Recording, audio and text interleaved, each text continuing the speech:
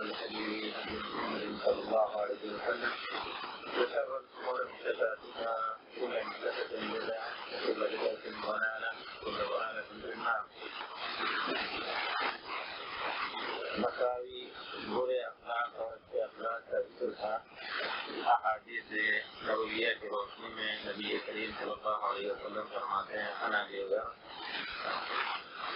وعن خولة الأنصارية رضي الله عنها قالت قال رسول الله صلى الله عليه وسلم إن رجالا يتفوضون في مال الله بغير حق ولهم النار يوم القيامة. أخرج البخاري.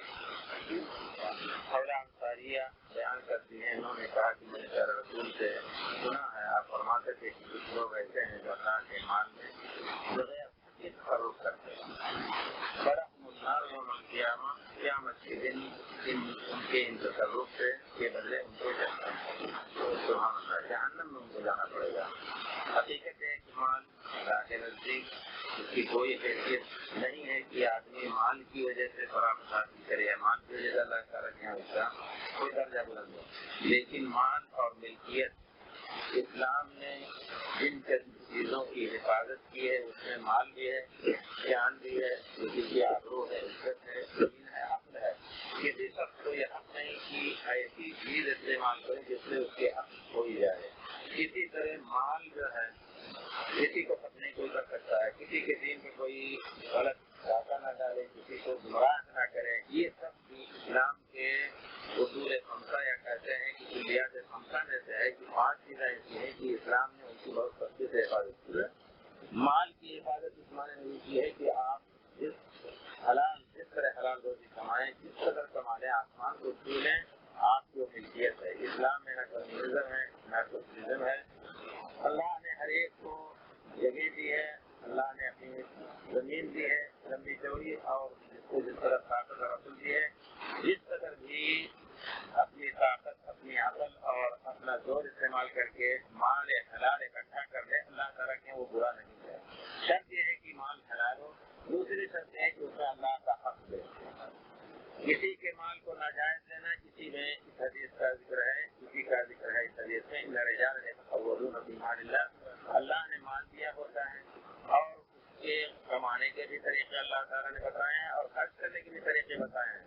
کمانے میں کوئی کسی کے اوپر زور ظلم نہ ہو، کسی کا حق نہ ہو، لوٹ کا طریقہ نہ ہو.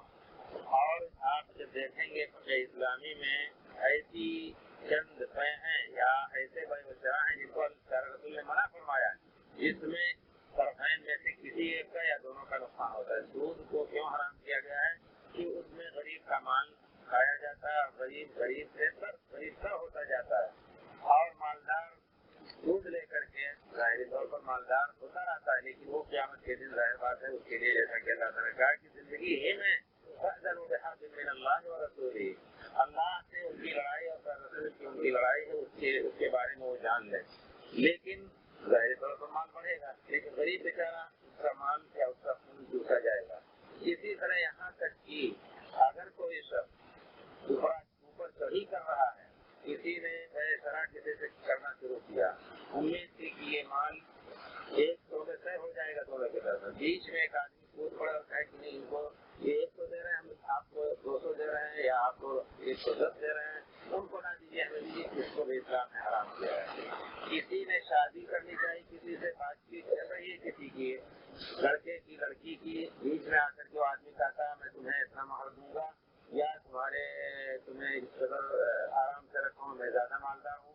جائز نہیں ہے اس درمیان داخل ہونا جب تک وہ چھوڑ نہ دے. جیسا کہ رسول صلی اللہ علیہ وسلم نے فرمایا ہے لا یکتب ولا خطبۃ اخی حتی یترک القاتل. اللہ اکبر.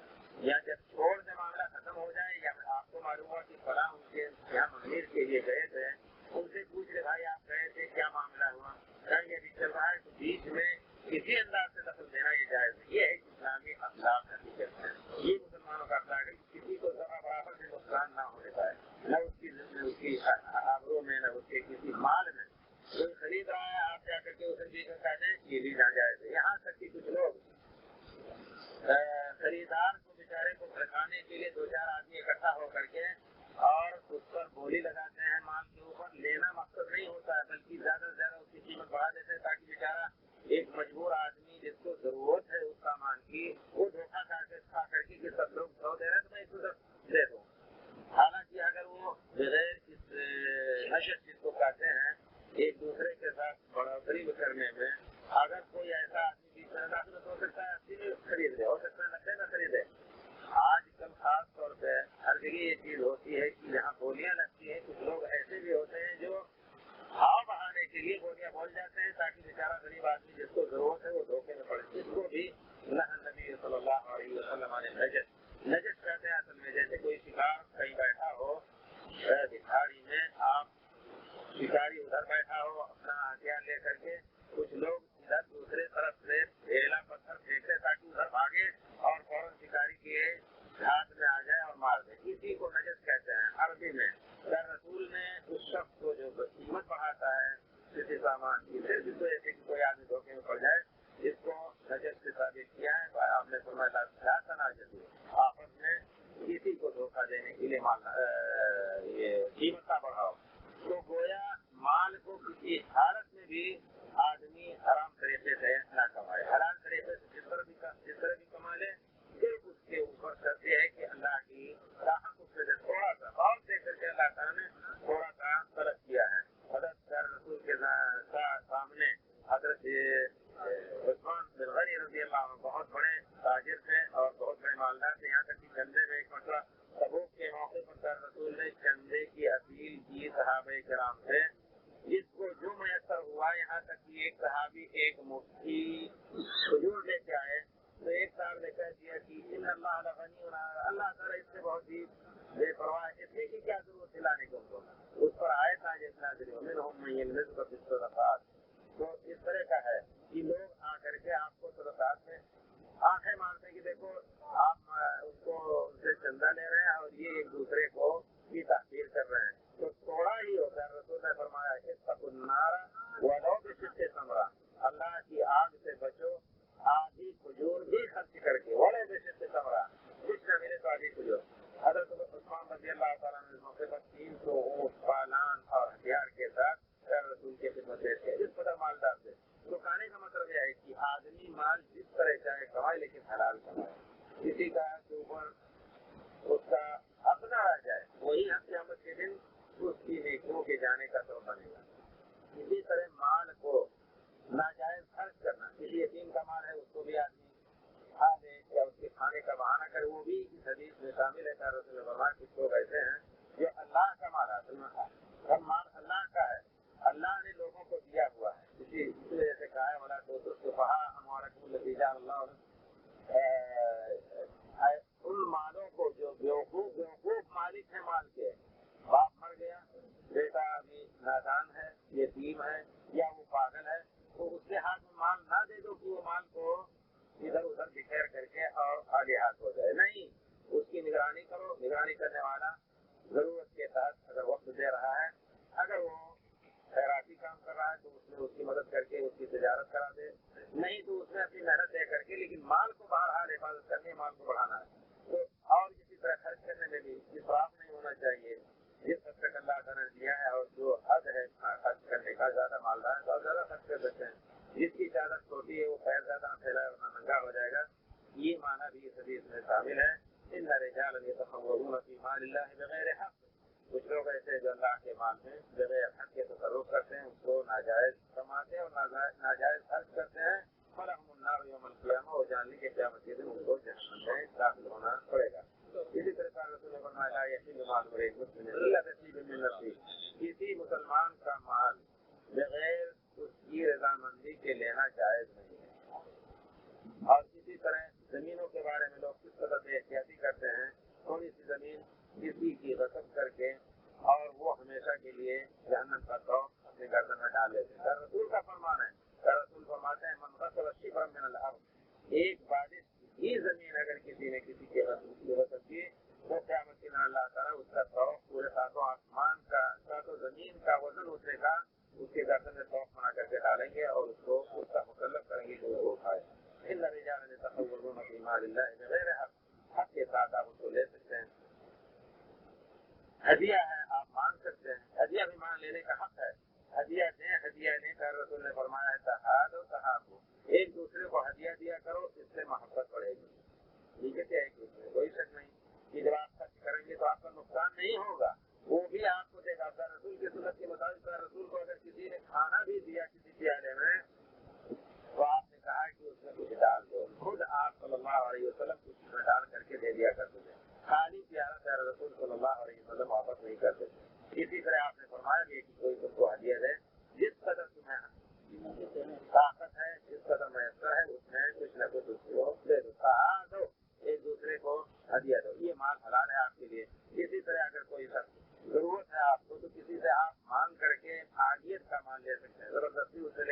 آپ اپنا کام نہیں کرا سکتے، یہ بھی حلال ہے۔ اسی طرح پیارے رسول کے ساتھ خود ایسا ہوا، پیارے رسول صلی اللہ علیہ وسلم گھر میں داخل ہوئے، آپ کو بھوک لگی محسوس ہوئی، پیارے رسول صلی اللہ علیہ وسلم حضرت عائشہ فرماتی ہے کہ آپ نے کچھ کھانا طلب کیا، تو ہم نے گھر کا کوئی سالن اور کچھ روٹی دی پیارے رسول کو، لیکن گھر کے ایک کونے میں بریرہ ایک لونڈی تھی، پیارے رسول صلی اللہ علیہ وسلم کے زمانے میں آئی، حضرت عائشہ سے مدد مانگا انہوں نے اپنی آزادی کے لیے لکھا پڑھا رکھا تھا اپنے آقا سے، اپنے مالک سے۔ حضرت عائشہ سے کہا کہ آپ ہمیں خرید کر کے آزاد کر دیجیے اور اللہ تعالیٰ آپ کو ہدایت دے دے۔ انہوں نے کہا کہ پیارے رسول آئیں گے، ہم پوچھ کر کے مشورہ لے کر کے جو کریں گے۔ کیا ایسا آزاد ہوئی اپنے اصل مالک سے حضرت عائشہ کے پڑوس میں، یا انہیں کے ایک طرف رہا کرتی تھی گھر میں۔ رسول داخل ہوئے، ان کو کسی نے صدقے کا گوشت دیا تھا، بخاری شریف کی روایت ہے۔ حضرت عائشہ سے جب رسول نے کچھ کھانا طلب کیا تو رسول کو گھر کا کوئی ادام میں مل گئے۔ حضرت عائشہ کہتی ہے کہ گھر کا کوئی سالن جو کچھ تھا وہ دیا، روٹی دیا۔ رسول نے فرمایا لفظ مبارک ہے بخاری شریف میں، علم الغربۃ تفور باللہ، میں نے دیکھا تھا ہانڈی میں گوشت پک رہا تھا، کیا صحیح ہے کہ نہیں؟ کہا ہاں صحیح ہے، لیکنہ لحم تصدق علی بریرہ، گوشت وہ تھا صدقے کا ہے، حضرت بریرہ غریب ہے، ان کو کسی نے صدقہ دیا تھا، وہ ان کا گوشت ہے۔ وانت لا تاکل الصدقہ، رسول کے لیے، آل رسول کے لیے، رسول کی تقریب میں زکات کھانا جائز نہیں، آپ زکات نہیں کھا، زکات کا مال نہیں کھاتے۔ کیا رسول نے کیا فرمایا؟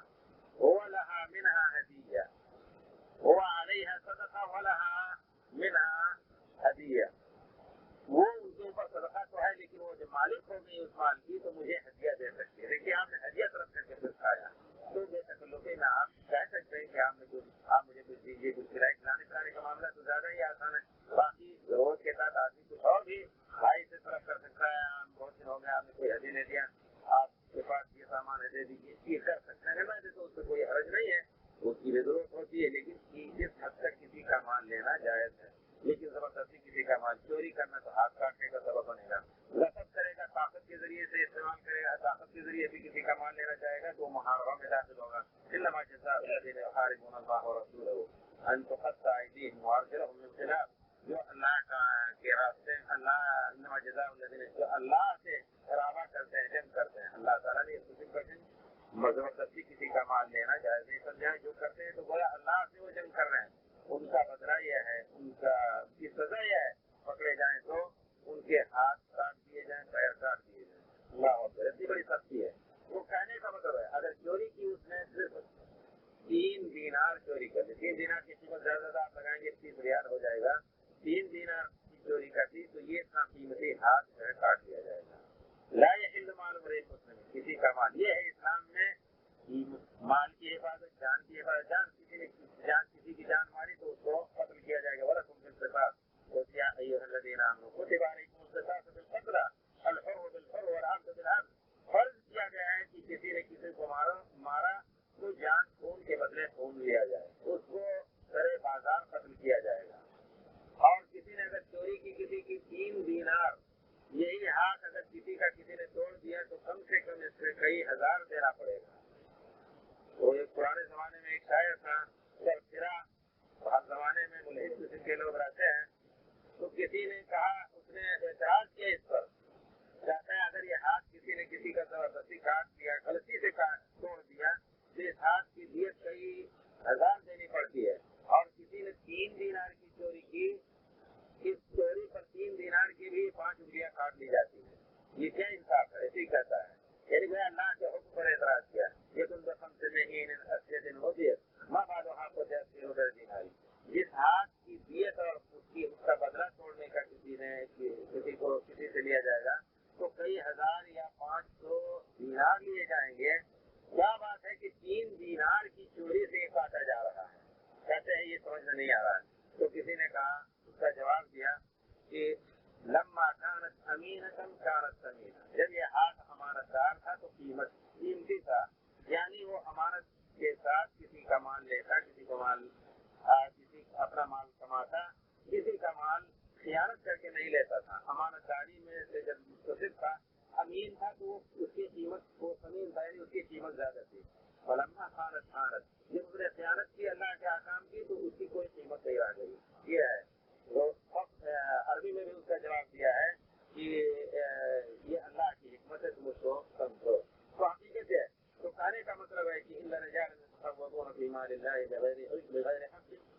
النار يوم القيامة. اس وجہ سے آدمی کو ڈرنا چاہیے. اور یہ مال تھوڑا حرام زیادہ حلال کو کھا جائے گا. ما خالت حدیث شریف میں کہ صدقہ بھی زکات جس کے اوپر واجب ہے، صدقہ اگر اور مال میں مل گیا اور آپ نے اس کو ادا نہیں کیا تو ہلاکت کے زیادہ قریب ہوتا ہے، جلدی ہی فنا ہو جانے کا خطرہ اس سے ہے. لیکن زکات کو کیا کہا گیا؟ زکات کے معنی بڑھوتری ہوتی ہے. کہتے زکات زرو کیسی بڑھی جب بڑھتی ہے تو اس کو زکات کہتے ہیں. اسی طرح زکات واجبہ دے کر کے اللہ تعالیٰ نے اس مال کو بڑھانے کا وعدہ کیا ہے. آیتوں میں تو اس کا ذکر ہے کہ ایک دانہ خرچ کرو گے 7 بالی اس میں سے نکلے گی اور ہر بالی میں 100 دانے ہوں گے. اسی طرح اللہ تعالیٰ کسی کے صدقے کو لے لیتا ہے. ان اللہ یأخذ صدقۃ احدکم فی یدہ. اللہ اکبر. کتنا بڑا کریم رحیم ہے، خود دے کر کے اور اس کو دے کوئی تو کتنا خوش ہوتے ہیں اللہ تعالیٰ اور اس کی کتنی تکریم تعظیم کرتے ہیں. ان اللہ یأخذ صدقۃ احدکم فیربیھا کما یربی احدکم فلوہ. تم لوگوں میں سے کسی کا صدقہ اللہ تعالیٰ اپنے دست مبارک میں لے کر کے اس کو اس طرح بڑھاتے ہیں جیسے کوئی اپنا گھوڑے کا بچہ پال کر کے بڑا کرے. اللہ اکبر. وعن ابي ذر رضي الله عنه عن النبي صلى الله عليه وسلم فيما يروي عن ربه. حضرت ابو ذر کہتے ہیں کہ پیارے رسول نے اللہ سے روایت کر کے تمام احادیث پیارے رسول کی یہ اللہ کی طرف سے ہیں. اس کی دلیل اللہ کے کلام پاک میں وما ينطق عن الهوى ان هو الا وحي يوحى. پیارے رسول اپنے ہوائے نفس خواہش نفس سے نہیں بولتے ہیں. ان هو الا وحي يوحى. جو کچھ آپ بولتے ہیں وہ اللہ کی طرف سے وہی ہوتا ہے. اب جو لوگ قرآن کے ساتھ حدیث کے منکر ہیں یقیناً وہ قرآن کو بھی نہیں مانتے. اس وجہ سے ان کو اہل قرآن کہنے کا بھی حق نہیں. شرم کریں کہ وہ جس آیات میں اللہ تعالیٰ نے در رسول کی اطاعت، در رسول کے قول، در رسول کے فیصلے کے لینے کا حکم دیا ہے اس کی کیا تعبیر کرتے ہیں. وما كان لمؤمن ولا مؤمنة. کسی مومن اور کسی مرد یا مومن عورت کے لیے جائز بھی نہیں ہے. ما كان لمؤمن ولا مؤمنة إذا قضى الله ورسوله أمرا أن يكون لهم الخيار. اللہ تعالیٰ اور اللہ کے رسول کوئی فیصلہ کر دے تو پھر ان کے لیے اختیار لینے نہ دینے کی کوئی بات ہو، ایسا ہو ہی نہیں سکتا ہے. اسی طرح اطیعوا اللہ واطیعوا الرسول. یہاں پیارے رسول ہر حدیث پیارے رسول کی اللہ تعالیٰ کی طرف سے ہے. اور بعض احادیث کی تاکید کے لیے پیارے رسول نے فرمایا کہ اللہ نے ایسا فرمایا تو اس کو حدیث قدسی کہتے ہیں. یعنی آپ نے ڈائریکٹ اللہ تعالیٰ سے روایت فرمائی ہے. وعن ابي ذر رضي الله عنه عن النبي صلى الله عليه وسلم فيما يروي عن نفسه. رسول کہتے ہیں کہ اللہ تعالیٰ نے ایسا فرمایا. اور آیت کریمہ کے بارے میں تو آپ بھی کہہ سکتے ہیں اللہ تعالیٰ نے ایسا فرمایا، لیکن احادیث کے بارے میں بہت کم ایسی احادیث ہیں جن کے بارے میں رسول نے فرمایا کہ اللہ فرماتے ہیں اس طرح کا. اللہ تعالیٰ کہتے ہیں یا عبادی، اے میرے بندو، انی حرمت الظلم علی نفسی وجعلته بینکم محرما. میں نے ظلم کو اپنے اوپر حرام کر رکھا ہے. لا، میں کسی کے اوپر ظلم نہیں کروں گا. اللہ نے قرآن پاک میں کہا دیا ان اللہ لیس بظلام للعبید. اللہ تعالیٰ بندوں کے اوپر ظلم کرنے والا نہیں. اللہ تعالیٰ عادل ہے. اور قیامت کے دن بھی اسی عدل کے تحت اللہ تعالیٰ گواہی بھی لیں گے. خود اس کے نفس سے گواہی لیں گے، اس کے ہاتھ سے گواہی لیں گے. اللہ تعالیٰ اپنے علم سے اور اپنے دیکھے سے اس پر فیصلہ نہیں کریں گے. تو انی حرمت الظلم علی نفسی وجعلته بینکم محرما. تم لوگوں کے درمیان ہم نے اس کو حرام کر دیا. فلا تظالموا. آپس میں ایک دوسرے کے اوپر ظلم نہ کرو. ظلم کہتے کس چیز کو؟ یہی کہ زبردستی کسی کا مان لے لیا، کسی چیز سے فیصلہ کر دیا، کسی کو مار پیٹ دیا، یہی ظلم ہے. یا اور اس طرح کے اور سے بہت سے ایسے حالات آتے ہیں کہ ناجائز کوئی ظلم کرا، اس کی آپ نے مدد ہی کر دی، وہ بھی ایک ظلم ہوا. اس میں کوئی شک نہیں. رسول نے فرمایا کہ ظالم کا ہاتھ پکڑو. لتأخذن يد الظالم. ظالم کا ہاتھ زبردستی پکڑو. تاکید ہے وَلَتَأْثُرُنَّهُ عَلَى الْحَقِّ اعْتِرَاضًا. اس کو حق کے اوپر زبردستی مجبور کر دو. اور اللہ تعالیٰ نے وَتَعَاوَنُوا عَلَى الْبِرِّ وَالتَّقْوَىٰ. نیکی اور تقویٰ میں لوگوں کی مدد کرو. وَلَا تَعَاوَنُوا عَلَى الْإِثْمِ وَالْعُدْوَانِ. کوئی کسی پر ظلم کر رہا ہے اور گناہ کا کام کر رہا ہے، اس پر کسی کا کام نہ کرو. لیکن ہوتا کیا ہے، خاندان میں اگر کوئی بات ہوئی، خاندان سے کوئی باہر کا آدمی اگر حق بات سے کسی سے لڑ بیٹھا تو وہ دیکھتے نہیں، کہتے ہیں ہمارے خاندان کا حملہ ہے، پرانی جاہلیت میں بھی ایسے تھے. جو بھی ہو بہرحال اپنے خاندان کی مدد کرنی ہے. کہتے تھے میں بتائیے خاندان کو اگر وہ ہدایت پائے گی تو ہم بھی سیدھے راستے پہ، اور اگر وہ گمراہ ہو تو ہم بھی گمراہ. اور ان کی ایک مثال زمانے میں استعمال فرمایا. وہ کہتے تھے عربی جاہلیت کے زمانے میں اسلام سے پہلے جب کی جہالت تھی وہ کہتے تھے انصر اخاک ظالما او مظلوما. اپنے بھائی کی ہر حالت میں تم مدد کرو، ظالم ہو تب بھی مدد کرو اور مظلوم ہو تب بھی مدد کرو. ان کی ایک یعنی عام مثل تھی اور یہ آپس میں کسی پر ان کا عمل ہوتا تھا. کسی بھائی نے کسی دوسرے پر ظلم کیا اسی کی مدد کرتے تھے. لیکن پیارے رسول نے اسی کو استعمال فرمایا اللہ کے حکم سے انصر اخاک ظالما او مظلوما. پیارے رسول نے جب صحابہ کرام سے فرمایا تو وہ پرانے معنی کی طرف لوٹ کر کے انہوں نے کہا اللہ کے رسول ہم مظلوم کی تو مدد کرنا جانتے ہیں لیکن ظالم کی کیسی مدد کریں؟ هذا المظلوم، یہ مظلوم ہے ٹھیک ہے اس کی مدد کریں کہ اس پر کوئی ظلم نہ کر سکے، تو ظالم کی کیسے مدد کریں؟ پیارے رسول نے فرمایا اس کا ہاتھ پکڑ کر کے اس کو ظلم سے روک دو. اس معنی میں پیارے رسول نے اس کی مدد کرنے کا حکم دیا ہے. یا عبادی انی حرمت الظلم علی نفسی وجعلته بینکم محرما فلا تظالموا. رواہ مسلم، حضرت امام مسلم کی روایت ہے. حضرت ابو ہریرہ رضی اللہ تعالیٰ عنہ فرماتے ہیں ان رسول اللہ صلی اللہ علیہ وسلم قال اتدرون ما الغیبہ، غیبت کیا ہے؟ قالوا اللہ ورسولہ اعلم. صحابہ کرام کے ادب کا یہ تقاضا یا ادب کا یہ منظر تھا یا ادب کی حالت تھی کہ وہ کا جانتے ہوئے بہت سی چیزوں کو اپنے علم کو مستحم رکھتے تھے. یہاں تک کہ رسول نے جب حج کے موقع پر اور فتح مکہ کے موقع پر پوچھا جانتے ہوئے کون سا مہینہ ہے، یہ کون سا شہر ہے، لوگوں نے کہا اللہ رسول مکہ ہی ہے، لیکن وہ کہتے تھے اللہ رسول عالم، کیونکہ وہ جانتے تھے کہ ہم تو کسی چیز کو کچھ اور کہہ رہے ہیں، ہو سکتا ہے شریعت میں اس کا کوئی دوسرا نام آیا ہو، اس وجہ سے وہ کہتے تھے ہر جواب میں ہر سوال کے جواب میں کہتے تھے اللہ رسول عالم، اللہ اور اس کے رسول زیادہ جاننے والے. یہاں بھی انہوں نے کہا کہ رسول نے پوچھا اتدرون ما الغیبہ، غیبت کیا چیز ہے؟ اور اللہ تعالیٰ نے فرمایا ہے، منع فرمایا ہے غیبت سے. یا ایھا الذین آمنوا ان جاءکم فاسق بنبأ فتبینوا. یا ایھا الذین، دوسری جگہ یا ایھا الذین آمنوا اجتنبوا کثیرا من الظن ان بعض الظن اثم. بہت سے گناہوں سے بچو کیونکہ وہ گناہ ہوتا ہے. ولا تجسسوا، ایک دوسرے کی جاسوسی نہ کرو. تو ہمیں نہ لگا رہو گمان کر کے کوئی ایسا قضیہ بناؤ کہ آدمی ایسا کر رہا ہے. بہت سے ایسے حالات میں لوگ متہم کر دیتے ہیں، بڑی ذمہ آدمی کو متہم کر دیتے ہیں غلط باتوں سے، انہیں ظنون اور اوہام کی بات پر. یا ایھا الذین آمنوا اجتنبوا کثیرا من الظن ان بعض الظن اثم ولا تجسسوا ولا یغتب بعضکم بعضا.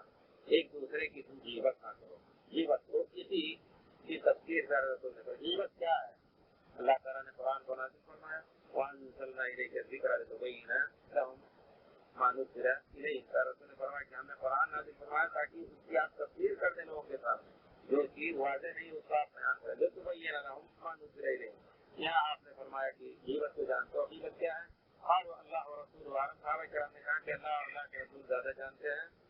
قال ذکرک اخاک بما یکرہ، تمہارے بھائی کا اس انداز میں ذکر کرنا کہ اس کا یہ ذکر اس کو ناپسند ہے. آپ اس کے سامنے نہیں فتح غیبت کہیں ایسی جگہ اس کا طرح ذکر کرو کہ اس کے سامنے اگر اس کے منہ پہ کہو تو وہ اس کو برا لگے. یہی غیبت ہے. قالوا یا رسول اللہ افرأیت ان کان فی اخی ما اقول. کسی کے سامنے ہم اپنے بھائی کے بارے میں وہی چیز کہتے ہیں جو اس کے اندر وہ اوصاف ہیں، غلطی اوصاف ہیں، لیکن ہم واقعی اور واقعاتی چیز کی خبر دیتے ہیں، اس کے اوپر تہمت نہیں باندھتے ہیں.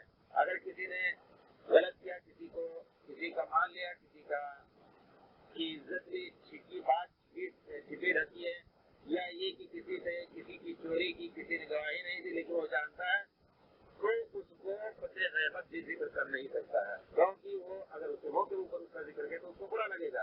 افرأیت ان کان فی اخی ما یقول.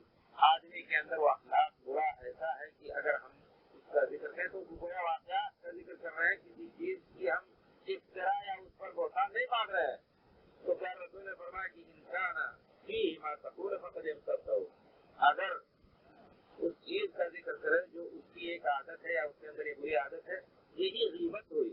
اور اگر ایسی چیز کا ذکر کرتے ہو بری چیز منسوخ کر کے اس کی طرف جو اس کے اندر نہیں تو بہتان اور افتراء ہو گئے اور ہی بڑے گناہ کا باعث ہو. فقط بات ہو علم یکن فیہ فقط بات ہو اخرجہ مسلم. حقیقت میں غیبت جو ہے بہت ہی معاشرے میں پھوٹ ڈالنے اور لڑائی جھگڑے کرانے کی بہت بڑا ہتھیار ہے. کچھ لوگ ایسے ماہر ہوتے ہیں اس میں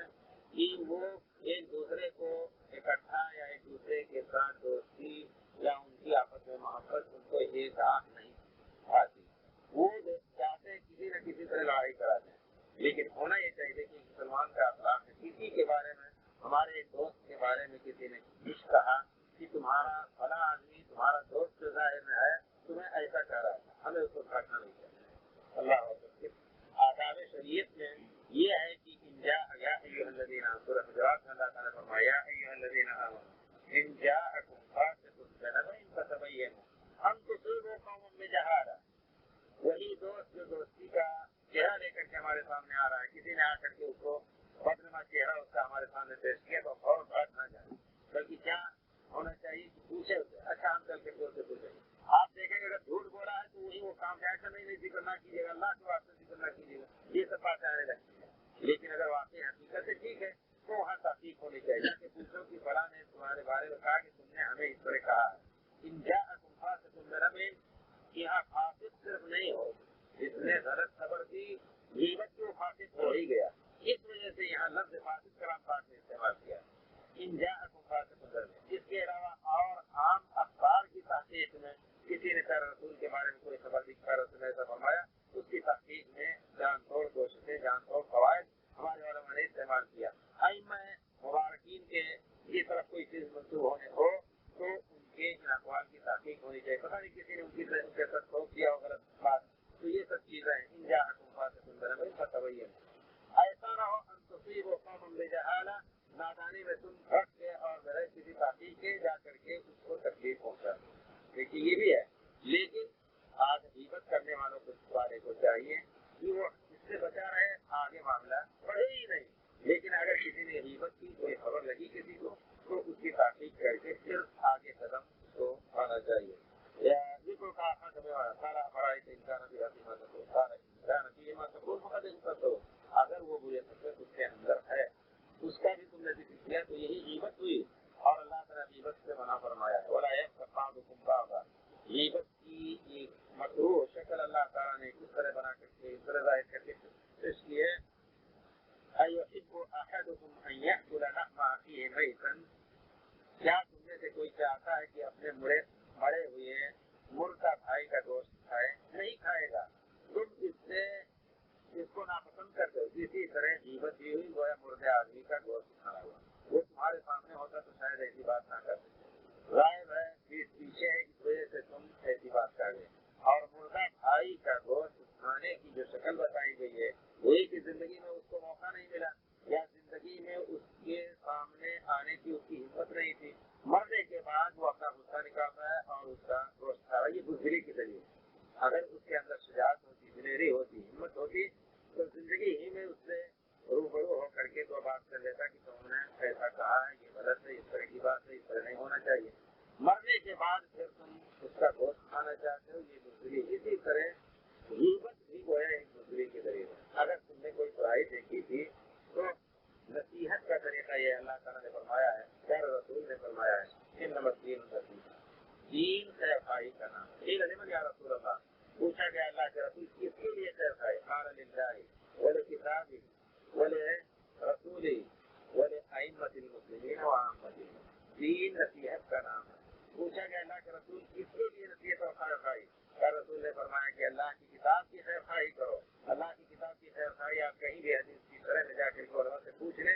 وہ یہ ہے کہ اللہ کی کتاب کے ساتھ جو ادب ہے اس سے برتنے کا، اس کے پڑھنے کا، اس پر عمل کرنے کا، اس پر عمل کرو. خیر رسول کی خیر خواہی کا انداز کیا ہے؟ خیر رسول کی اتباع کرو. خیر رسول کو بھیجا ہی گیا کہ آپ ان کی اتباع کرو. اس کے علاوہ خیر رسول پر پیچھے اٹھا رہا ہے تو تم اس کی خیر رسول سے دفاع کرو. خیر رسول کی تعریف بیان کرو، خیر رسول کے اوصاف بیان کرو. قیل للہ ولرسولہ ولکتابہ ولرسولہ ولأئمۃ المسلمین وعامتہم. عام مسلمانوں کے جو امام ہیں، گورنر ہیں یا حاکم ہیں، خلیفہ ہیں، ان کے لیے خیر خواہی. خیر خواہی کا طریقہ کیا ہے؟ اسی طرح عام مسلمانوں کے لیے خیر خواہی. خیر خواہی کا طریقہ یہ ہے جیسا کہ خیر رسول نے فرمایا ہے. یہ آ کر کے تنہائی میں ایک دوسری حدیث میں خیر رسول نے فرمایا ہے المؤمن اخو مرآۃ المؤمن. ایک مسلمان دوسرے مسلمان کے لیے آئینہ ہوتا ہے. اور آئینہ کی تمثیل بہت ہی فصیح اور بلیغ ہے کہ جس طرح آئینہ آدمی دیکھتا ہے چپکے سے آئینہ اس کے چہرے کے خط و خال کو واضح کرتا ہے. چیختا نہیں بازار میں جا کر کے کہ اس کی آنکھ چوری ہے، اس کے آنکھ میں گندگی ہے یا اس کے چہرے پہ چپکے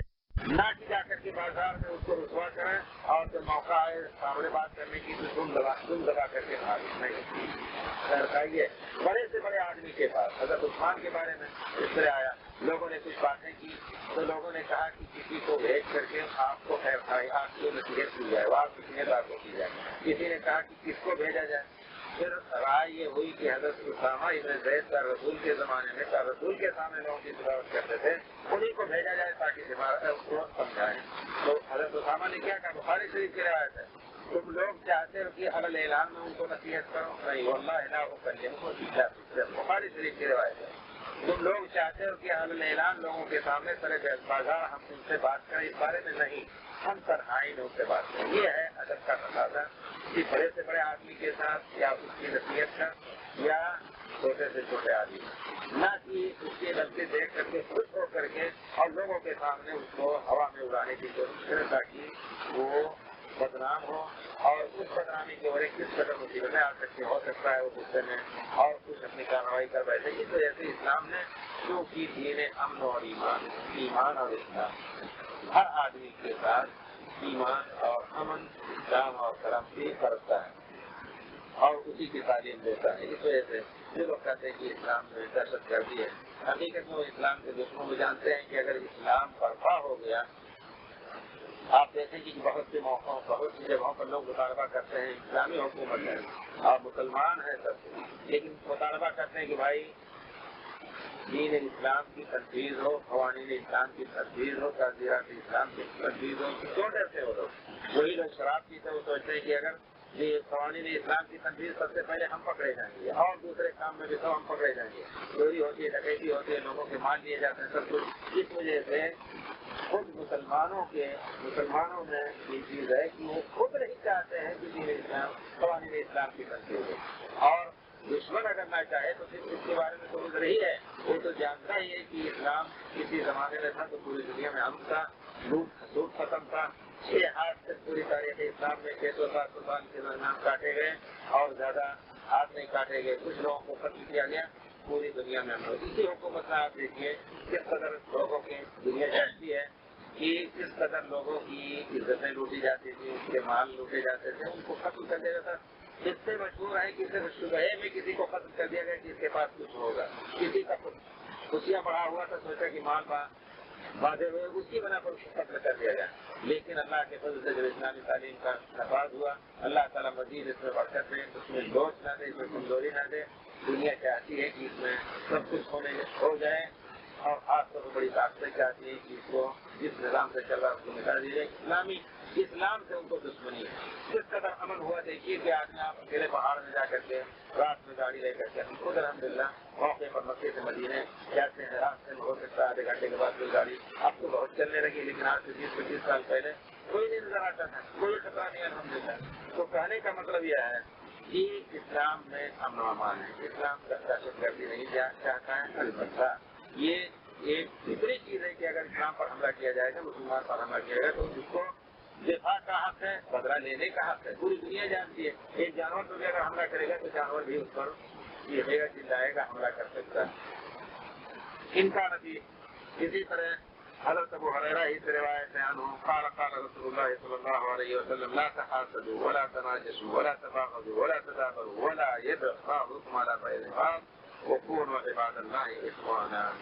لا تحاسدوا، آپس میں حسد نہ کرو۔ حسد کہتے ہیں کہ کسی کے اوپر اللہ کا احسان ہے، یہ تمنا کرے کہ اللہ کی یہ نعمتیں اس سے ظاہر ہو جائیں، یہ حماقت کی دلیل ہے، کم عقلی کی دلیل ہے، کم ظرفی کی دلیل ہے۔ آخر اللہ نے دیا ہے، جس اللہ نے دیا اس سے تم خود مانگ لو، کہتے کہ اللہ تعالیٰ جس طرح فلاں کو دیا ہمیں دے دیں، اس سے اگر وہ نعمت ظاہر ہو جائے تمہارا فائدہ کیا ہوگا؟ لیکن ہوتا ہے یہ انسانی فطرت ہے، اس کو حسد کہا جاتا ہے۔ اسی وجہ سے اور جب اس طرح کی تمنا کرے گا تو ہو سکتا ہے اس کے لیے اس کے زوال نعمت کے لیے ناجائز کوشش بھی کرے، ایسا بھی ہو جاتا ہے۔ اس وجہ سے دل میں یہ چیز پیدا ہی نہیں چاہیے کہ فلاں کو اللہ نے دیا ہے اس کا ایمان ضائع ہو جائے، اس کی اولاد ضائع ہو جائے، اس کی اولاد یا اس کے قدم قسم اس سے بھاگ جائیں، یہ چیزیں ہوتی ہیں۔ اس وجہ سے آدمی کو چاہیے جیسا کہ رسول نے فرمایا ہے کہ آدمی تمنا کرے، دوسرا کرے اور طلب کرے کہ جس اللہ نے اس کو دیا اللہ تعالیٰ مجھے بھی دے سکتا ہے، مجھے دے۔ لا تحاسدوا، اسی وجہ سے حسد کے بارے میں فرمایا کہ حسد جو ہے وہ نیکیوں کو ایسے کھا جاتا ہے جیسے آگ لکڑی کو کھا جاتی ہے. ان الحسد لا یاکل الحسنات کما تاکل النار الحطب. رسول کی مبارک الفاظ ہیں. یہ لکڑیاں جس سے آگ جس سے لکڑیوں کو کھا جاتی ہے اس طرح حسد نیکیوں کو کھا جاتی ہے. ولا تناجشوا, ایک دوسرے کو قیمت بڑھا کر کے دھوکہ دینے کے لیے قیمت بڑھاؤ نہیں ہوئے شرع میں. ولا تباغضوا, آپس میں کینہ نہ رکھو. کینہ کس طرح سے رکھو؟ اگر وہ کافر ہے, اگر وہ مشرک ہے, ٹھیک ہے, اس کو آپ کینے میں رکھ سکتے ہیں کیونکہ وہ کافر عدو اللہ ہے. لیکن ایک مسلمان کے خلاف کینہ کیوں رکھا جائے؟ 3 دن سے زیادہ جائز نہیں کہ ایک مسلمان دوسرے مسلمان کو چھوڑے. کس قدر بھی ایک دوسرے کے اندر ناچاقی ہو جائے, تلخی ہو جائے, لیکن 3 دن کی اجازت ہے فطرت انسانی کے ساتھ. اللہ نے یہ بھی دیکھی, اللہ کی مہربانی, آدمی غصے میں پک رہا ہوتا ہے اور ان سے کہا جائے توبہ استغفار کرو یا جا کے ان سے ملو تو ہو سکتا ہے اس طرح امر کا بھی انکار کرتے. لیکن اللہ کا اجازت یہ ہے 3 دن اس غصے اور غم کو آپ ہلکا کر لیجیے. طبیعت میں ہوگا, خلق چند روز ٹھہرتے ٹھہرتے ٹھہر جائے گی, یہ حقیقت ہے. اسی وجہ سے 3 دن سوگ منانے کی بھی اجازت دی گئی ہے. 3 دن سے زیادہ سوگ نہیں منایا جا سکتا کسی کے مرنے پر. اس کے بعد رسول نے فرمایا وہ خیرکم الذی یبدأ بالسلام. دوسری حدیث میں رسول نے فرمایا کہ جب 2 آدمی لڑ بیٹھتے ہیں آپس میں, ایک دوسرے سے بول چال ان کی ختم ہو جاتی, ایک دوسرے کو چھوڑ دیتے ہیں, ہجرت چھوڑ دیتے ہیں, تو فرشتوں کو اللہ تعالیٰ کہتے ہیں کہ ان کے گناہ, اس گناہ کو 3 دن تک خالی کرو. لیکن کتنا بڑا رحیم الکریم ہے. اس نفس کو اسی نے پیدا کیا ہے. الا یعلم من خلق وهو اللطیف الخبیر. وہی جانتا ہے کہ اس نفس کے لیے کون چیز اصلاح کی ہے, کون چیز فساد کی ہے. 3 دن تک اللہ تعالیٰ حکم دے فرشتوں کو کس گناہ کو نہ لکھو. 3 دن کے بعد گناہ لکھا جاتا ہے. لیکن رسول نے فرمایا خیرکم الذی یبدأ بالسلام. اس میں سے سب سے افضل دونوں میں سے وہ ہے جو جا کر کے ہاتھ بڑھا کر کے سب سے پہلے کہتا السلام علیکم. اب آپ نے ہاتھ بڑھایا, اس نے ہاتھ ٹھیک کیا, گناہ اس کے اوپر لکھا جائے گا. آپ کا یہ گناہ جو آج لکھنے کے لائق ہو گیا تو اللہ تعالیٰ 3 دن تک اس کو بھی اجازت تھی. لیکن اب اگر اس نے صلح سفارہ نہیں کیا تو ہونا یہ چاہیے کہ ان کو اگر شکایت ہے اپنے بھائی سے جس نے آ کر کے سلام کہا, ٹھیک ہے سلام کر لیتے, لیکن ہم آپ سے حق لیں گے. ٹھیک ہے, حق لینے کا حق ہے. اور پھر 2-4 آدمیوں کو کے بارے میں اللہ تعالیٰ نے حکم دیا, ہر ایک کو یہ فرض کفایہ ہے. اگر کسی محلے میں لڑائی جھگڑا ہوئی 2 آدمیوں سے تو تیسرے چوتھے آدمی کے اوپر واجب ہے کہ جا کر کے دوڑ کر کے صلح کرا. لیکن ہوتا کیا مسلمانوں کے دوران آگے عداوت کی آگ کو ایک دوسرے کے خلاف اختلاف کی آگ کو ٹھنڈا کرنے کی بجائے اس میں اور تیل اور لکڑی ڈالتے ہیں. یہ ہے مسلمانوں کی عادت.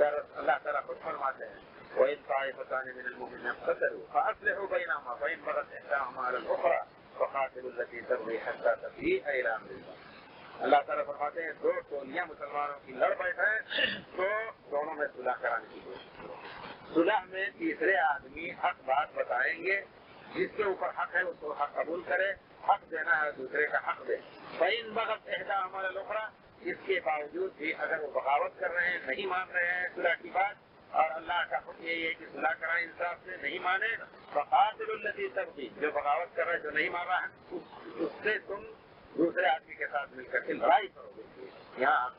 لیکن ہوتا ہے کہ اپنے قریبی رشتے دار یا اپنے پہچان کے آدمی ہی کا ساتھ دیں گے کسی حالت میں. فَقَاتِلُوا الَّتِي تَبْغِي حَتَّىٰ تَفِيءَ إِلَىٰ أَمْرِ اللَّهِ فَإِن فَاءَتْ. ہاں اگر وہ مان لے تو پھر لڑائی کرنے کے لیے تیار ہو جائے. دیکھیے اللہ تعالیٰ نے کہا لڑائی کرو. اگر اس وقت جب آپ دیکھیں کہ ہم مجبور ہیں, اور یہ نہیں کہ اب مجبور ہو گئے تب صلح کرنا چاہتے ہیں, آپ اس وقت صلح نہ کریں. نہیں, فَإِن فَاءَتْ فَأَصْلِحُوا بَيْنَهُمَا. پہلے نہیں قبول کیا تھا لیکن ہم مجبوراً قبول کر رہے ہیں, تو ان کو وہی مانا ہوا لَتَحْسُرُنَّهُ عَلَى الْحَقِّ حَسْرًا. ظالم کو حق کے اوپر مجبور کر دو تو گویا صلح کا ہاتھ بڑھا رہے ہیں. فوری طور پر کہتے ٹھیک ہے صلح کیا جائے گا. إِنَّمَا الْمُؤْمِنُونَ إِخْوَةٌ فَأَصْلِحُوا بَيْنَ أَخَوَيْكُمْ. مومن آپس میں بھائی ہیں. فَأَصْلِحُوا بَيْنَ أَخَوَيْكُمْ. 2 بھائیوں کے درمیان صلح کرا دو. لَعَلَّكُمْ تُرْحَمُونَ. تمہارے اوپر اللہ کی رحمت ہوگی تم اگر صلح کرانے کی کوشش کرو گے. لا تباغضوا. ایک دوسرے کے سے کینہ نہیں ہونا چاہیے. دیکھیے مسلمانوں کے تناظر میں دیکھیے احادیث کے کہ مسلمانوں کے درمیان کہیں بھی جائیے, رشتے دار ہیں, خاص رشتے داروں میں زیادہ سے زیادہ کینے کپٹ آپس میں ہوتے ہیں. جس شوق سے آپ نے اپنے لڑکے کی فلاں کیا شادی کی, شادی ہو جاتی ہے, سب کچھ ہوا, ہنگامہ ہوا, کچھ ہی دنوں کے بعد لڑکے اور لڑکی میں اختلاف ہوا تو دونوں خاندان لڑ بیٹھتے ہیں, اور وہ سب سے بڑے دشمن ہو جاتے ہیں جو سب سے زیادہ قریب ہے. رسول نے فرمایا نکاح کا شان یہ ہے یہ دو دلوں کو صرف نہیں ملاتا ہے بلکہ دو قبیلوں کو ملاتا ہے. آدم للمحبت من النکاح، محبت سے بڑھ کر کے نکاح سے بڑھ کر کے شادی سے بڑھ کر کے محبت کو پیدا کرنے والی کوئی چیز نہیں ہے. صرف دو جانوں میں نہیں میاں بیوی کے، پورے خاندان بھی اکٹھا ہو جاتے ہیں اس کی وجہ سے. اس کا یہ ہوتا ہے کہ جب صلح نہیں ہوتی ہے، آپس میں کینہ کپٹ ہوتا ہے، تو وہی قربت زیادہ سے زیادہ دوری میں بدل جاتی ہے. لا تفاقروا، آپس میں کینہ نہ رکھو. ولا تدابروا، ایک دوسرے کو پیٹ نہ دو، یعنی ایک دوسرے سے ملو، یعنی ایک دوسرے سے بھاگو نہیں اس معنی میں کہ وہ ہم سے مل نہ لے. اگر کوئی ملنا چاہتا ہاتھ بڑھا کر کے تو اس سے ضرور دوڑ کر کے ملو. اسی وجہ سے جو پہلے ملے گا وہ تو دونوں میں سے اچھا ہوگا. ولا يبيع بعضكم على بيع بعض، ایک دوسرے کے بیع و شراء میں کوئی داخل نہ ہو جب تک کہ وہ بیع کو چھوڑ نہ دے. بات ہو رہی ہے جیسے کہ مثال دی ہم نے کہ یہ بات کتاب 10 روپے میں طے ہو جائے گی، تیسرا کے کہتا ہے 10 کی بجائے 13 دے رہے ہیں، اس کو چھوڑو ہم لے رہے ہیں.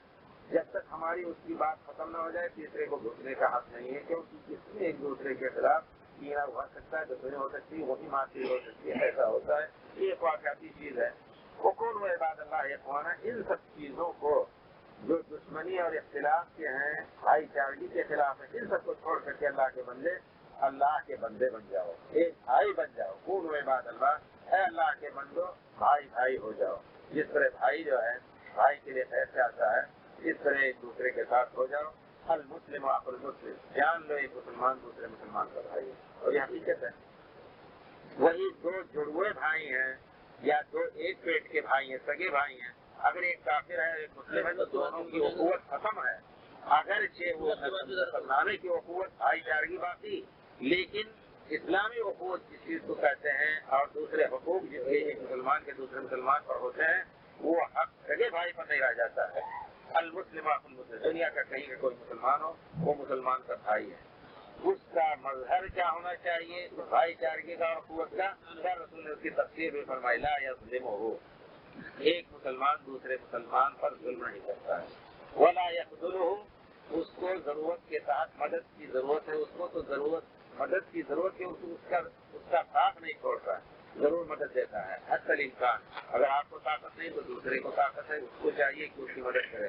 کسی بھی پہلو میں ہو، بھوکوں مر رہا ہے، جائز نہیں کہ پڑوسی اس پیٹ بھر کر کے سوئے. اللہ تعالیٰ نے اس کو مزید مال دیا ہے اور پڑوسی بھوکا سوئے.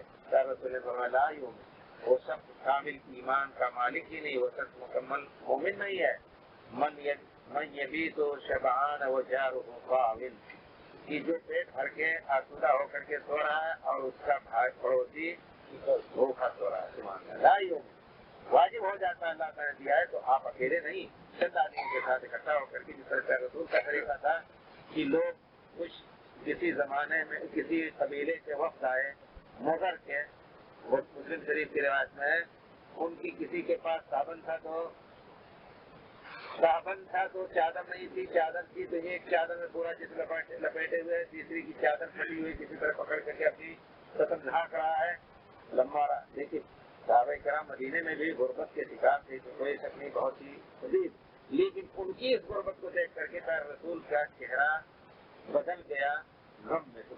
آپ کھڑے ہوئے اور منبر پر کھڑے ہو کر کے آپ نے فرمایا کہ اللہ کے بندو اپنے بھائیوں کی مدد کرو. کوئی آدمی ایک مد بھی لے آئے، آدھا مد ہی لے آئے، تھوڑی دیر میں صحابی کہتے ہیں ہم نے دیکھا کہ کپڑوں کا ایک ڈھیر ہو گیا، کھجوروں کا ایک ڈھیر ہو گیا، گیہوں کا ایک ڈھیر ہو گیا. تو یہ شان ہونی چاہیے. اللہ تعالیٰ نے اسی دنیا میں پیدا کیا ہے. کسی کو غریب پیدا کیا تو اس کے پڑوس میں لاکھوں کا مالک ہے، وہ اس کے سمیت 10 آدمیوں کو خرید بھی سکتا ہے، یعنی اتنی طاقت دی اللہ تعالیٰ نے. تو اب اس حد تک وہ بے غیرت نہ ہو جائے کہ اپنے بھائی کی مدد نہ لائے، فضل چھوڑنا جائز نہیں ہے. کچھ اپنا دے کر کے دوسروں سے بھی اٹھ کر کے مدد مانگ لے، اور اس حالت میں اس مانگنے کی بڑی عزت ہے.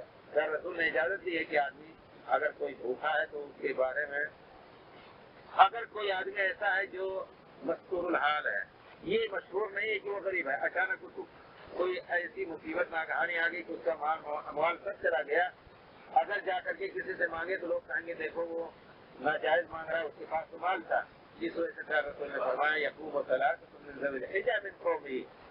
اس کے قوم کے عمر رسیدہ اور عقل والے 3 آدمی کھڑے ہو کر کے کہیں گواہی دیں इन फुलान असाबत फाका, फला को भूखमरी आ गई है, फाका लग गया है, उसके पास खाने पीने की कोई चीज नहीं है, उसके लिए मांगना जायज है और खुद वो मांगे तो जायज।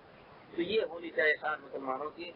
वला ला यज़लिम हो, उस पर जुल्म नहीं करता एक मुसलमान दूसरे मुसलमान पर, वला यहक़िर हो, उसको हक़ारत की नजर से नहीं देखता है। सुभान अल्लाह।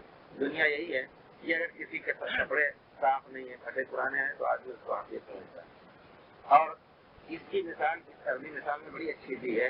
कहते हैं आदमी की तबीयत कभी कुत्ते की तबीयत हो जाती है। अल्लाह अकबर। यकीन ये चीज है इंसानी फितरत में, किसी साफ कपड़े पहनने वाले घोड़े पर सवार या अच्छी सवारी वाला आदमी आकर के खड़ा हो जाएगा तो बड़े अदब से आप उससे पूछेंगे कहाँ गए। एक आदमी गुजर रहा बेचारा गरीब, लाठी लेकर के फेंक रहा है, फटे कपड़े वाला है, उसकी परवाह नहीं करेंगे।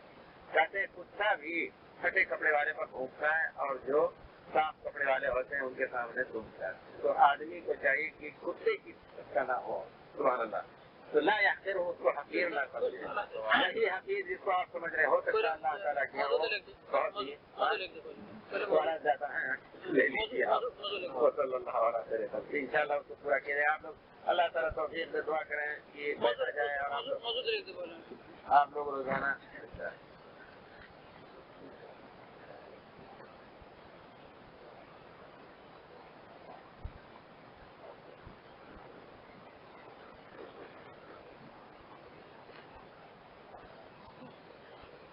बैठा जाए। इंशाल्लाह बातें रहेंगी, अल्लाह ताला और उसके रसूल ही की बात होगी। इंशाल्लाह कोई गलत बात नहीं होगी। और इस मजलिस को बहुत ही मुबारक समझे। रसूल सल्लल्लाहु अलैहि वसल्लम फरमाते हैं जो लोग अल्लाह का कलाम अल्लाह की किताब सुनने के लिए बैठते हैं तो उनके ऊपर फरिश्ते अल्लाह ताला की रहमतें नाज़िल होती हैं। इंशाल्लाह इसको अजर और बाइस सवाब समझ करके चंद दिन जो आपने अल्लाह के लिए सब कुछ छोड़ करके अल्लाह के लिए सज दिया है, उसको इस मुबारक शहर में जो वही का शहर था, कुरान और हदीस का शहर था, इल्म का शहर हमेशा हर जमाने में रहा है। गुर्बत के जमाने में भी मुसलमान हर जमाने में उलमा आकर के हज करके यहाँ दर्स देने बैठते थे। हर जमाने में लोग यहाँ से इल्म लेकर के और सही अकीदा लेकर के जाते थे। हम कोशिश करें कि इन औकात को ज़ाया न करें, उलमा के सामने बैठ करके। और आलिम को चाहिए कि अल्लाह रसूल की बात जिम्मेदारी से कहे, अल्लाह ताला के उसको भी पूछा जाए। खास तौर पर इस सारे घर के सामने इतनी बड़ी बात अगर गलत बात कर रहा है तो वो भी बहुत सख्ती से उसकी गिरफ्त होगी अल्लाह की। इस वजह से अल्लाह ताला तौफीक दे सही बात बताने की, हम सबको उससे इस्तेफादा करने की। जनाब यारी मेरी पहली बेटी जो शादीशुदा है, माशाअल्लाह बाल बच्चों वाली है, उसने अपना जेवर फरोख्त करके अपने वालिद यानी कि मुझे 20,000 रियाल दिया और छोटी बेटी ने भी अपना जेवर बेच कर मुझे 30,000 रियाल दिया। अल्लाह ताला इस खुशी की बेटियों को अपने बाप की खिदमत के लिए तौफीक से ज्यादा कितनी मुबारक बेटियां हैं, ठीक है। यानी जेवर जरूरी नहीं कि वो ज्यादा से ज्यादा लाद करके रहे, जेवर की हल्के से जेवर की जितने का फर्ज ना हो ज़कात उतने की इजाजत है, और मजीद होगा तो उसे ज़कात ही देना पड़ेगा। बहरहाल अल्लाह ताला ने उनको तौफीक दी और मेरे दोनों दामादों ने, एक 10,000 और दूसरे ने बड़े मुबारक दामाद तो है भाई। अल्लाह ताला उनको अल्लाह ताला खैरियत से रखे। आप उनके लिए दुआएं करें। और उन्होंने ये शर्त लगाई कि अगर आप अपनी जिंदगी में अदा कर सकते हो तो ठीक है, और अगर आप बहुत हो गए तो हम माफ कर देंगे। और मेरे बेटियों की जो रकम है उनके खालिद कहते हैं कि ये माल उनका है, जिसको चाहे दे ना दे ये उनका हक है, हमें कोई एतराज नहीं। क्या ये सम्मान मेरे लिए इस्लाम में हलाल है? उन्होंने दामादों ने जो दिया है, बेटियों ने अगर दे दिया है कि आप इसको अपने मतलब में खर्च करें तो आप के लिए हलाल है। बेटा और बेटी का माल ये बाप का माल है, माल का लिहाजी। क्या रसूल ने फरमाया, बच्चे को मुखातब करके कहा लड़के को कि तुम्हारा माल ही तुम्हारे बाप ही का है। बाप जरूरत के साथ उसकी बगैर इजाजत से भी बेटे से ले सकता है। बेटी का माल अगर इससे ज्यादा है तो जरूरत के साथ ले सकता है। और बाकी दामादों ने कहा है कि आपको अगर तौफीक हुई तो अदा कीजिएगा, नहीं होगा तो बस आप कोशिश करें अदा करने की, नहीं तो जिंदगी में माफ करा लीजिए। ये हलाल है आपके लिए इंशाअल्लाह, ये सबसे बड़ा हलाल है। क्या अगर मैं हरम में मौजूद हूँ लेकिन मैं दूसरी मंजिल पर तहफीज कर रहा हूँ या वजू करने गया तो पहले सब में अपने लिए कोई चीज रख सकता हूँ ताकि मेरी जगह कोई और ना बैठे। नहीं, अगर आप तहफीज में है, काम कर रहे हैं तो आपको जगह पकड़ने की जरूरत या इजाजत नहीं शरई तौर पर, क्योंकि आप दूसरे काम है। लेकिन अगर आप सिर्फ नमाज के लिए वहाँ इंतजार कर रहे हैं, तवाफ के लिए गए, आपकी जगह महफूज रहेगी। वजू करने के लिए गए, आपकी जगह महफूज रहेगी। عام حالات میں آپ 2 گھنٹے 4 گھنٹے وہاں رہیں اور یہاں کسی استاد نے ہماری جگہ پکڑو، یہ چیز پرانے زمانے سے مصیبت رہی ہے۔ آج تو اور اس میں ایک عالم نے اس موضوع پر خاص طور سے یہ کتاب لکھی ہے رسالہ، یہ لوگ ظلم کرتے ہیں کہ لوگوں کو پیسے دے دیتے ہیں کہ ہمارے لیے جگہ پکڑو، اپنا کام کرتے ہوتے ہیں، اقامت کے قریب آ کر کے پہلے سب میں گھستے ہیں، لوگوں کو گردن چڑھاتے ہوئے ان کو اجر کے بجائے وزر یعنی عذاب ملے گا۔ یہ پرانے زمانے علماء کا فتویٰ ہے۔ جس وجہ سے تحریر میں آپ اپنا کام کریں تو یہاں جگہ نہیں پکڑ سکتے، لیکن اگر آپ بیٹھے ہیں ثواب کے لیے گئے، پھر آپ آ کے بیٹھ گئے، ضرورت پڑی پیسہ پیسانے کے لیے گئے، آ کر کے بیٹھ گئے، آپ کی جگہ محفوظ رہے گی، شرعی طور پر اس کو کوئی حرج نہیں۔ کیا کوئی سود اس لیے دے کہ وہ کسی غریب کو دے دے گا؟ ہاں ٹھیک ہے، اگر مجبوراً ایسی جگہ آپ کا پیسہ ہے جہاں سے سود لینا، سود دے کر کے اس معنی میں جو اپنا مال دینا کہیں کہ اس سے سود لیں تاکہ غریبوں کی مدد کریں، یہ جائز نہیں۔ آپ سود لینے اور سود کھانے کے گناہگار ہوئے، لیکن اس کی ایک شکل یہ سمجھیں آپ یہ اب دنیا میں بینکوں کے علاوہ دوسری جگہ گھر میں رکھیں، پیسے وغیرہ ضائع ہونے کا خطرہ ہے۔ اگر کسی سودی بینک میں رکھ رہے ہیں اس معنی میں کہ ہم سود نہیں لیں گے صرف اپنے مال کے حفاظت کے لیے، لیکن وہی سودی مال اگر آپ نہیں لیں گے تو دوسرے یہودی بینک اور دوسرے بینک اپنے مصلحت میں اور مسلمانوں کے خلاف استعمال کرتے ہیں۔ تو ہونا یہ چاہیے کہ جس قسم کا سود جو مجبوراً آپ کو زبردستی دیا جا رہا ہے اس کو آنا چھوڑا، آپ لے کر کے پھاڑ دیں، جلا دیں یا غریب کو دیں، وہاں آپ غریب کو دیں۔ لیکن اس معنی میں کہ ہمارے پاس 10,000 ہے اس کو ہم کہیں دے دیں سود پر اور اس سے جو نفع آئے گا مسلمان کو کھلائیں گے، یہ حرام مال کسی مسلمان کو کھلانا جائز نہیں، یہ حرام مال ہوا۔ مجبوری کے ساتھ جو ملا ہے اس کو فتویٰ دیا جاتا ہے کہ مصلحت کے طور پر وہ مال ضائع نہ ہو غریب کو دیں، لیکن جان بوجھ کر کے آپ اللہ تعالیٰ فرماتے ہیں کہ مال خراب قسم کا اللہ کی راہ میں نہ نکالو، اس قسم کا مال کی اگر تمہیں دیا جائے انتم لوگوں کی آنکھ بند کرو گے اس سے نہیں لوگے، خود نہیں لیتے ہو ایسی چیز تو دوسروں کو کیوں دیتے ہو؟ جناب ایک آدمی عمرہ کرتا ہے، حلق کروانے کے بعد کپڑا اوپر لے جا کر سو جاتا ہے، اوپر لے جا کر سو جاتا ہے، کیا مطلب یعنی ڈھانک کر کے سر وغیرہ حلق کرا لیا تو وہ احرام سے نکل گیا، اب یا تو وہ احرام پہنے رہے یا آپ سر کرتا ٹوپی سب کچھ پہن لیں، اب وہ احرام سے نکل گئے، سر ڈھکنے میں یا اور یعنی عورت منہ ڈھکنے میں کوئی حرج نہیں ہے، جبکہ غسل نہیں کرتا، غسل کرنا ضروری نہیں، آپ پاک ہیں تو آپ وہی کپڑا بدل کر کے اور پھر آپ نماز روزہ دوسرے 2-4 دن کرنے کی ضرورت پڑے تو نہ کریں تو کوئی حرج نہیں، صفائی کا مسئلہ الگ ہے، اس پر کوئی دم نہیں ہے۔ اگر سو گیا احرام عمرہ مکمل کر کے اس میں سر بھی نہیں مڑایا اور سو گیا تو اس پر بھی کوئی دم نہیں ہے، اٹھ کر کے آرام سے مڑا لے گا، لیکن جب تک سر نہیں مڑائے گا اس کو ڈھکے گا نہیں۔ اگر کوئی شخص اپنے نفس پر قابو نہیں رکھتا، کسی بھی طریقے سے منی کا خروج کرتا ہے، مثلا پیٹ کے بل لیٹ کر یا نفس کو ہلا کر کے یا ایسے شخص کے بارے میں کیا حکم ہے؟ اس سے شخص کے بارے میں حکم ہے کہ یہ غلط کام ہے، اللہ تعالیٰ اس کو حرام کیا ہے۔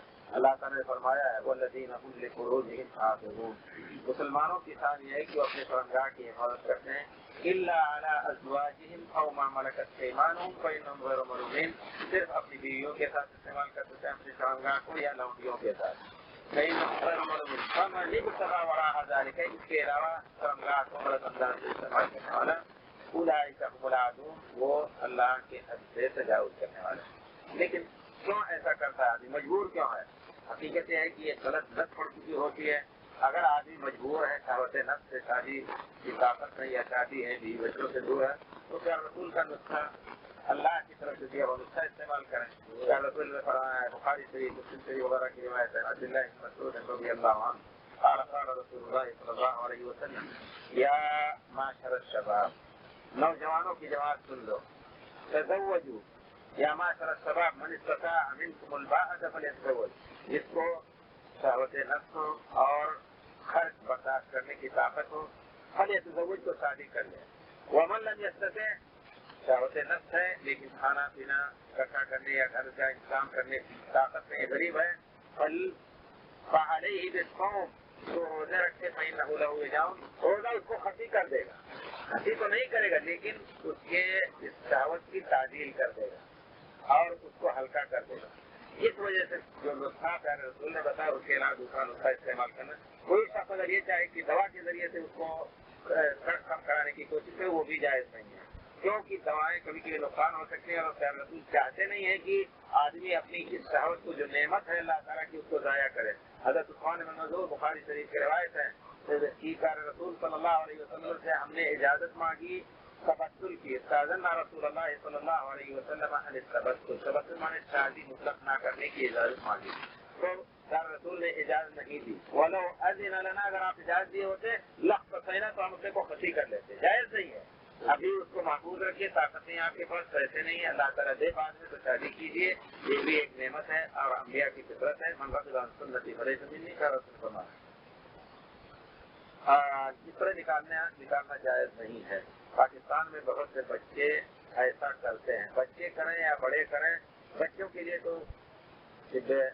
हिकमत में पढ़ा है कि वो बच्चे अगर तो बचपन में इस तरह की काम करते हैं तो बड़े होकर के वो बेकार हो जाते हैं, औरतों के लायक हो जाते हैं। इस वजह से बच्चों पर इन चीज़ों का भी मुराक़बा होना चाहिए। गलत फिल्में, गलत ये सब चीज़ें देख करके वो अपने को ज़ाया कर लेते हैं, तो दुनिया जानती है।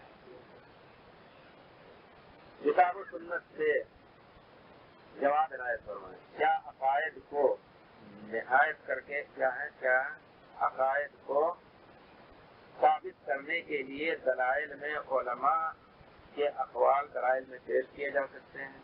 जी हाँ, उलमा के अक़वाल जो मबनी पर किताब और सुन्नत में, यानी ये कि इस आयत की तफसीर हज़रत अबू बकर ने, हज़रत उमर ने, हज़रत उस्मान ने, ये उलमा उम्मत के सबसे पहले खिताब के पहले सब के आदमी, फिर उसके बाद साहबे ताबीन, अतबाए ताबीन, अइम्मा निज़ाम अरबा, और उसके अलावा इस उम्मत में हज़ारों अइम्मा रहे हैं अल्हम्दुलिल्लाह, उनकी तफसीर ली जा सकती है। लेकिन अगर कोई शख्स बगैर किसी दलील के कोई तफसीर किसी अकीदे की करे, जैसे कि अल्लाह ताला फरमाते हैं अर्रहमान अलल अर्श इस्तवा, रहमान अर्श पर मुस्तवी है। मुस्तवी का माना जैसे कहा जाता है फलान इस्तवा अलल कुर्सी, फलान कुर्सी पर मुस्तवी हुआ, मुस्तवी के माने बैठा, आप इसका माना यही समझना है, ये बैठना ही माना इस्तवा का है।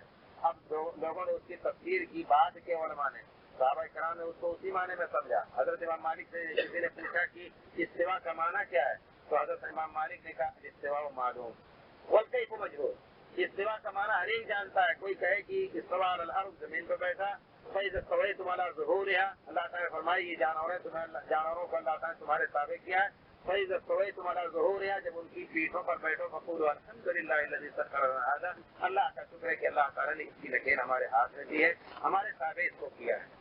तो इस्तिवा के माने ये है, अल इस्तिवा मालूम वल्कैफ मजहूल, किस तरह अल्लाह ताला बैठे हैं, पैर लटका करके, पालती मार करके, या कैसे इसमें दखल हो देने की जरूरत नहीं, मजहूल अल्लाह ताला बयान नहीं किया है। वल ईमान बिही वाजिब, उस पर ईमान लाना वाजिब है। अब बाद के उलमा ने तीसरी चौथी जिसको कहा जाता है अशरी अकीदे के, और आमतौर पर अकायद नफ्सिया, इसमें अगर कोई आदमी आलिम है, पढ़े होंगे तो जानते होंगे अकायद नफ्सिया ने अकीदे का नस्ख किया, अकीदे को ज़ाया किया है। उसमें साफ लिखा है कि इस्तवा के माने इस्तौला है, इस्तौला यहाँ गलत हो गया, यहाँ की उसकी बात नहीं ले जाएगी। सहाबा किराम ने जिस माने में समझा वही माना प्यारे रसूल के सामने समझ करके वो जिए, और अल्लाह ताला ने रज़ामंदी का इज़हार किया, वही माना लिया जाएगा। और अगर उसकी तफसीर कर रहे हैं जैसे इमाम मालिक ने कहा है, तो इसकी तफसीर जिक्र आपने कहा किसी आलिम के कौल से की जा सकती है, की जा सकती है। या आपने फिर बताया, या अमाल में सलफ का अमल जो साबित ना हो मगर मशहूर हो, तो क्या इस पर अमल करना चाहिए? साबित ना हो तो मशहूर फिर कैसे? एक मुसलमान इस्लाम जो है साबित होने ही का नाम है, यानी किताब और सुन्नत से वो मसला साबित हो, नहीं है तो उस किताब सुन्नत की दलील से हमारे अइम्मा ने उसमें इज्तिहाद किया है, वो भी इज्तिहाद अइम्मा दीन का जुज़ है। एक ही आयत से दो माना अइम्मा ने समझा, आयत दोनों माना का मुहतमिल है, दोनों को सही कहा जाएगा। एक को लेकर के दूसरे को गलत कहना या किसी एक ही को के पीछे हमेशा रहना, ये ही तकलीद सख्ती है, इसको इस्लाम ने बर्दाश्त नहीं किया, ये हकीकत में सही नहीं है। हमारे सब अइम्मा है और उलमा को चाहिए जो अक़वाल और अदिल्ला को देख करके राजिब समझ सकते हैं कि ये मसला यहाँ उसकी ये बात ज्यादा राजे, वो लोगों के सामने पेश करें। लेकिन अगर साबित नहीं है प्यारे रसूल से कोई हदीस, उसकी बिना पर कोई अमल मशहूर भी हो تو وہ عمل ضعیف ہے، کیونکہ بنیاد جس چیز کی کمزور ہوگی وہ عمارت ہی کمزور ہوگی۔ جب پیارے رسول سے وہ ثابت نہیں ہے اور دین پیارے رسول سے لائے ہوئے چیزوں سے قرآن حدیث سے ثابت ہوگا، تو پھر نیا بغیر کسی ثابت ہوئے چیز کے مشہور عمل پر عمل کریں گے تو یہ بدعت ہو جائے گی، یہ دین کی چیز نہیں ہوگی، کیا اس پر مکان صحیح نہیں ہوگا۔ عقیدہ صحیح کے کسے کہتے ہیں؟ عقیدہ صحیح لا الہ الا اللہ محمد رسول اللہ کی جو تفسیر انشاءاللہ میں جہاں تک یہ سمجھتا ہوں کہ آئندہ ہو سکتا ہے کچھ دن کے بعد انشاءاللہ صحیح عقیدے کی کتاب انشاءاللہ لا کر کے اور اس کو قرآن اور سنت کی روشنی میں انشاءاللہ اس کو آپ کو سنایا جائے گا۔ عقیدہ صحیح ہے کہ پیارے رسول کے زمانے میں جس طرح اللہ کے بارے میں سوچا جاتا تھا، اللہ کے بارے میں عقیدہ رکھا جاتا تھا، وہی عقیدہ ہمیں اس وقت بھی رکھنا ہے، اور جو عقیدہ اس زمانے میں تھا نیا عقیدہ اس کی تفسیر نہیں کرنی، وہی چیز غلط ہو جائے گی۔ کیا بد عقیدہ یا مشرک کے اعمال قبول ہوتے ہیں؟ بد عقیدے میں بڑی تفصیل آ جائے گی، یعنی غلط عقیدہ ہے لیکن وہ کفر اور شرک نہیں پہنچتا ہے تو انشاءاللہ اس کے اعمال قبول ہوں گے، البتہ اس حد تک اس کے اعمال کے ختم ہونے کا کچھ خطرہ ہوگا۔ لیکن اگر مشرک ہے، جس کو مشرک کہا جائے، مشرک کا معنی کیا ہوگا؟ اللہ تعالیٰ نے کہا کہ ہم پیدا کرنے والے ہیں، ہم روزی دینے والے ہیں، جا کر کے کسی قبر کے سامنے کہے آپ ہی